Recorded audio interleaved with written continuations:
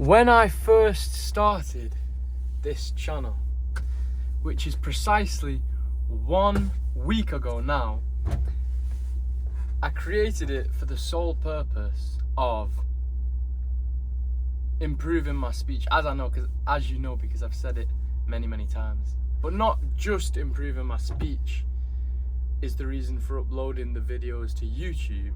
The reason for uploading these videos to YouTube originally was because my phone wouldn't have enough storage to store all of these videos, and I didn't want to pay for somewhere to back the videos up. So I thought the best way to store them absolutely for free would be to upload them to YouTube. That's the truth as to why I started this channel. I could have made the videos private, but the reason I chose to make them public was just on the off chance that what I had to say someone might want to listen to or find entertaining. And I cannot believe that only 7 days in, I have already got my first subscriber, and it came to me this morning. I got up straight out of bed, I rolled onto the floor, I did my push-ups, sit-ups and crunches. I'd got up, I'd flicked my phone around to look at the home screen, and I got an email, and I read the email and it said, someone has commented on your video, and it was Organica Limited, I believe is the name of the channel.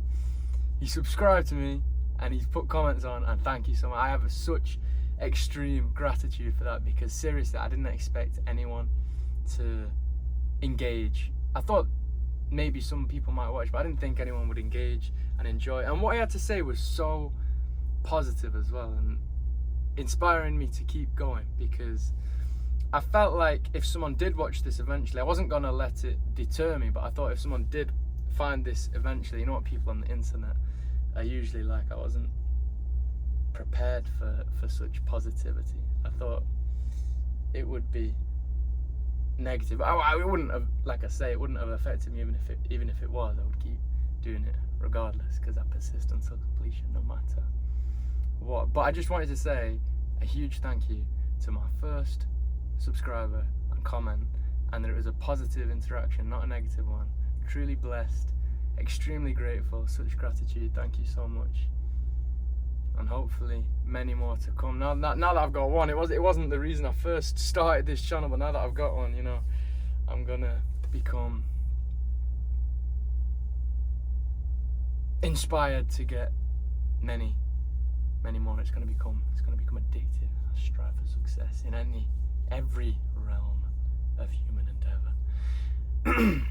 Right, so one comment before I begin.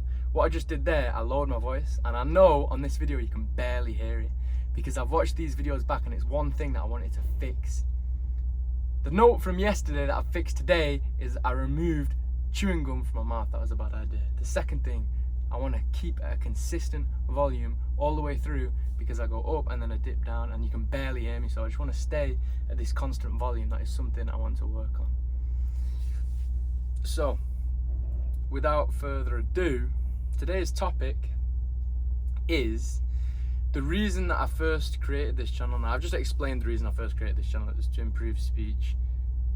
I'm not going to go into it all again, but not why, but what made me want to improve my speech in the first place. So I'm just going to tell you a short story about why I feel it necessary to improve my speech. And not only it's not my speech as such in this circumstance.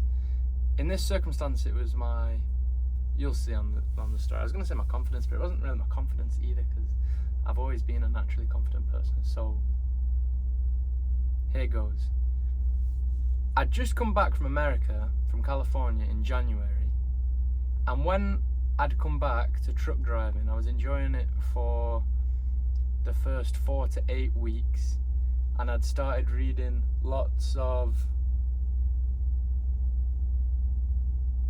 advice and watching lots of videos that gave good tips, sort of like what I'm trying to give to people watching now. I'm trying to teach other people what I've learned, the most important parts of what I've learned, because you come across a lot of videos with good points, but also a lot of nonsense. So eventually I would like to only say the things I believe to be good points and cut out the nonsense, so that you've got a source of information to come to where you always have something valuable to take away from it and remember. So I'd consumed a lot of this content, and a big part of it was the importance of sales and how important it is to learn the skill of sales. I believe it was, I don't want to say, it wasn't Andy Elliott, no, it was not him. He was someone that I watched when I first got back from America, but he's not the one who inspired me to get into sales. It was, I'm going to be really annoyed at myself for not remembering his name. If it comes to me during the video, I'm going to repeat it back to you. For whatever reason, his name skipped my mind, which is unfortunate because obviously he's had an influence. If it comes to me, I'll say it. So he inspired me to want to get into sales. So I was determined to get a job in a car dealership, being a salesman. I wanted to learn sales whilst also earning. I still do want to do that, but I want to approach it a slightly different way.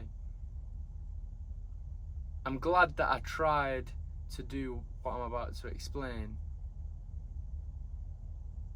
but I just want to go about it a different way. So basically, I really wanted to get a job in sales. I've got no sales experience whatsoever. I've only ever worked in warehouses or truck driving, or McDonald's as well. But I'll get into my history another time. But I've got no experience in sales, so I thought a CV applying online on Indeed, it isn't going to really help me. And whenever I've got a truck driving job in the past, I never really get any luck on Indeed or sending CVs. I never do that. What I do, and it never fails me. I always get a job this way within a matter of 24 hours most of the time. I call them up, I just relentlessly call different places until I've secured a position. Every single time it works, every single time. Because too many people, Indeed, like thousands of people, no one wants to communicate or be seen. They'd much rather hide behind a screen and secure a position that way. It's just the way that most people do it. So when you actually call, you're like the 1%, in fact even less. You're like the 0.1% who are actively seeking, and employers like that. You get noticed a lot more. So I had the bright idea of going to every single car dealership in Warrington and introducing myself in person, because I thought, yes, I can get a truck driving job over the phone because I've got truck driving experience. Just calling them hundreds of different places is enough to secure a position. But with salesmen, I'm going to have to go one step further.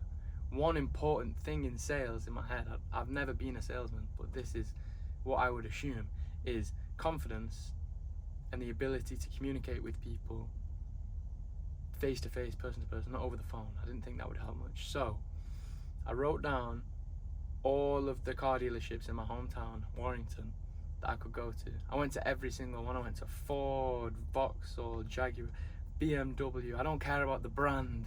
Peugeot, Kia, Honda. I went to all of them. I did not care. Suzuki. I don't care whether it's a prestigious brand. I'm not. I was confident enough where I don't care if it was Ferrari, Aston Martin. There's none of them around where I live. But even though I've got no sales experience, nothing was stopping me from going into Porsche or somewhere seriously luxurious and just trying my luck, because you never know until you ask. So I was going into all these dealerships. I remember the first one that I went into, I remember I introduced myself, I walked in there. I had this whole thing in my head of what I was going to say. I had no idea what I was going to say, really, or what would get their attention. But I just had this vague I walked up to the receptionist, took a deep breath before I entered. I sat in the car, I was thinking about it all, trying to contemplate. I went in there and I was totally lost for words. It wasn't a lack of confidence. I was confident about it.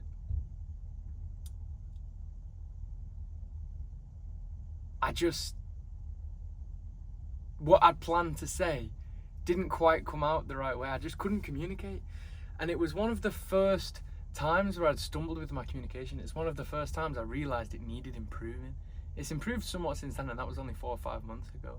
So that's the whole reason for me starting this channel now. But I went in, I introduced myself, said, "Hi, my name's James. I'm just inquiring if you have any positions available at the moment." So she said, "I'll just go and get the manager." She'd come back, there would be no manager. She'd hand me a card and she would say, "Please send a CV to this email." Automatically in my head, and maybe this was my problem, I thought, right, well, that's not gonna be beneficial, because like I said, I need to speak to the person who's actually hiring to explain why I would be a good salesman, because I have no sales experience, so they need to see firsthand that I would be a good salesman. So I went to the next place, did it again. I think it was Rick's. It's called Rick's Motors. It was on a Saturday, so it was busy. Same again. She'd go and find the manager or whoever. She might not even have gone anywhere. She might have just known he was gonna say no, gone upstairs to the canteen, made a cup of coffee, come back down 5 minutes. I don't know what she did. Same again. "Please send a CV here. Please send a CV here." Next place. "Please send a CV here." Honda. "Please send a CV here." Mercedes. "Please send a CV here." I went to all the different places with the same news.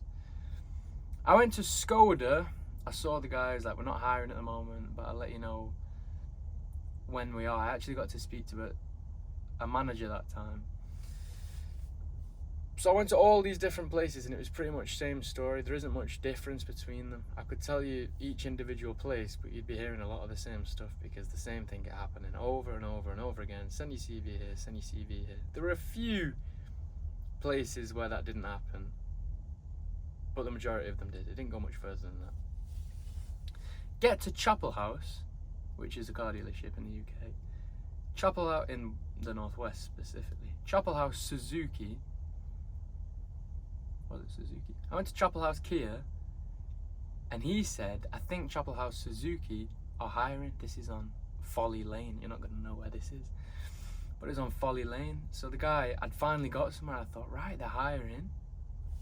He's recommended me. I've got this guy's name now. I can say, "Oh, by the way, this man has recommended me." So that gets me in there. I thought, this sounds rather promising. So I went home that night because it was 6 p.m. I'd just finished work.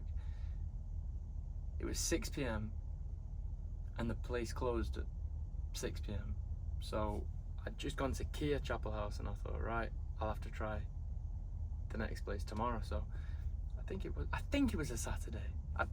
I did about 30 to 40 different dealerships. So it was over the span of 2 weeks. It could have been during the week, it could have been the weekend. It was a Friday. It was a Friday because I went to Folly Lane Suzuki on the Saturday and it was quite busy. I went to a few other places as well because I thought I would practice for the main piece.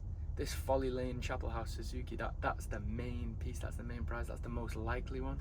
So I wanted to warm up my vocal cords, get my conversational skills flowing. I went to, this was the day I went to Volkswagen and Honda to practice beforehand. So I'd got my practice out of the way. I went straight to Folly Lane, Suzuki, Chapel House. I walked in, there's a guy in a suit. My heart is kind of pounding a little bit because I thought, this is it, this is the one. Half of me thought, this is it, this is the one. Half of me was a bit discouraged because I'd been to, I wasn't going to stop until I acquired a position. But I'd been to so many and just been given these cars, and I thought, I don't want to get my hopes up too much for this place, because if the same thing happens again, you know, it happened 40 times.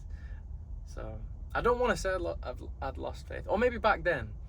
I will say that because it was a characteristic I may have had back then. Now I persist until completion. Back then, maybe not so much. But I went into the place. This man in a suit, he looks right at me and smiles, and I go, "Hello, my name's James. I'm just inquiring if you have any positions available at the moment for sales representatives." And he looks at me and he goes, "Oh, that's great." And he goes, "Why don't you come into my office and we'll have a conversation?" I thought, I'm in, I've got it, this is it. But then something got the better of me. Once again, just like the first place, we went into his office. I was all prepared. I sat in the chair like I was totally relaxed. I think I sat back. I don't know if this probably was not a good thing, but it was all a learning experience. It's the whole reason I did it. I sat back in the chair as if not a care in the world. I wanted to come across cool, calm, and collected, like I had confidence. So he was saying to me,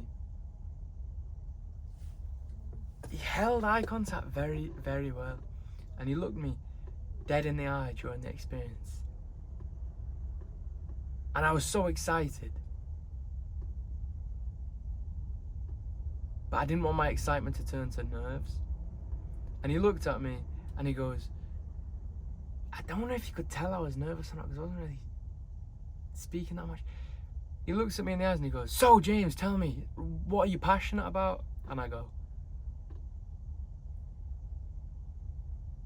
nothing was coming out. What am I passionate about? I'm sat there thinking, what am I passionate about? I've got no idea. I don't say that out loud. Maybe that would have been better. I just sat there and I just went. And he could tell, obviously. And he's saying, oh, James, just tell me something that you could just talk about all day long. He says, everyone has something that they're passionate about. Everyone has something that they can just talk and talk and talk about all day long. And I'm sat there and I'm thinking, I'm not passionate about anything. I sat there and I thought, I have no passion. I've got no passionateness about anything. Nothing I could think of. I was trying to think of hobbies, all sorts. I just said the generic response that you would think that an employer wants to hear. I said, oh, I like reading and walking, and he said, oh, James, come on, a subject you're passionate about. He said, I'm passionate about great white sharks. He said, I could sit here and talk to you all day about great white sharks. His name was Richard. He introduced himself. This is an important part. He introduced himself to me at the very beginning of the conversation. I'm Richard. So I'm sat there with Richard. He's talking about great white sharks, and I'm sat there and thinking, what the hell am I passionate about? It was at this point in time where I just started consuming this content, and obviously this is the reason I wanted to get a position in sales. It was at this moment in time that I just started consuming content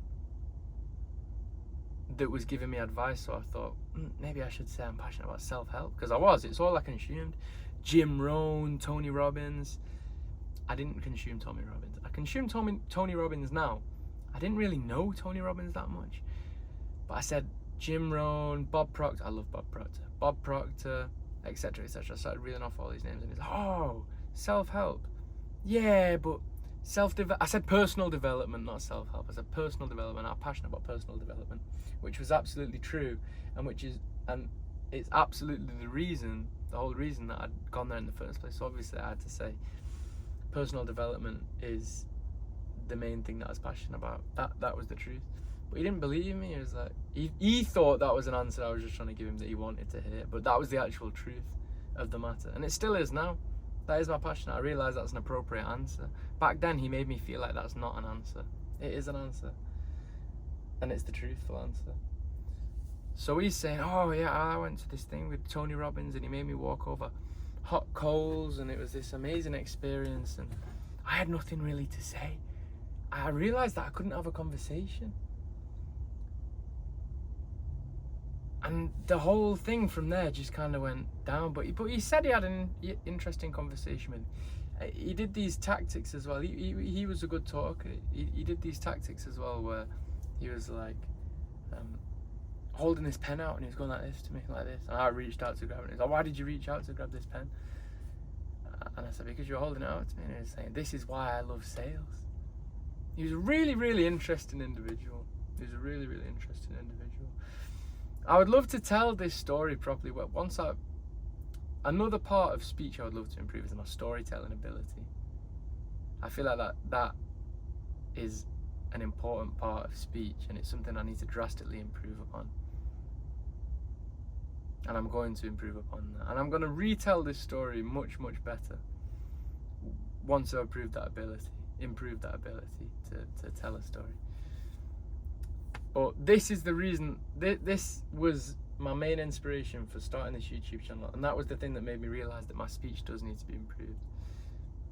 Confidence isn't and wasn't really a big problem. It's just speaking. I didn't realize it was a problem until this conversation really opened my eyes. So that whole experience of going to all these different car dealerships and being in sales is the reason that I wanted to improve my speech. I really wanted to, when I do this again in the future and go back to the car salesman idea or a different job title where an interview is relevant, because I expected to go in and again the card, oh here's a card, send a CV here.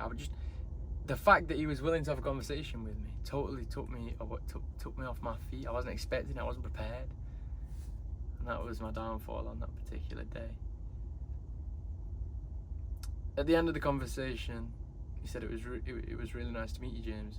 I want to call you back and we'll have a proper discussion, because we discussed about the salary and I said it'd probably be a pay cut, but that wasn't a problem because I wasn't here for the money, I'm here for learning, which is again the truth. He didn't call me back. I said thanks a lot and I couldn't remember his name because perhaps I was nervous.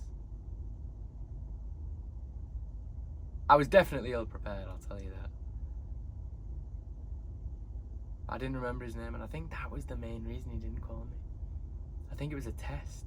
I think if I'd have shook him back the hand and said, thanks a lot, Richard. I really enjoyed this conversation too. I look forward to the phone call. That's what I would say now. Back then, I didn't know. I sit in a truck all day long on my own, speaking to nobody. I don't mind. I'm not complaining. I don't like excuses. But how can I expect to improve my speech if that is my lifestyle, not speaking to anybody? So the reason I'm making these videos, I'll say it again, I don't know how many times I'm going to say it during this series. I just want to make it clear to any new people that might watch a video for the first time. The reason I'm making the series is to improve my speech, every aspect of it, storytelling, conversing with people, trying to get a message across, just improving my communication. And that's all for today. So I'll catch you on the next video. I'm going to retell this story when I have the ability to. Amazing storyteller. I'm going to improve my speech. That is the purpose of this channel. So I'll see you on the next one.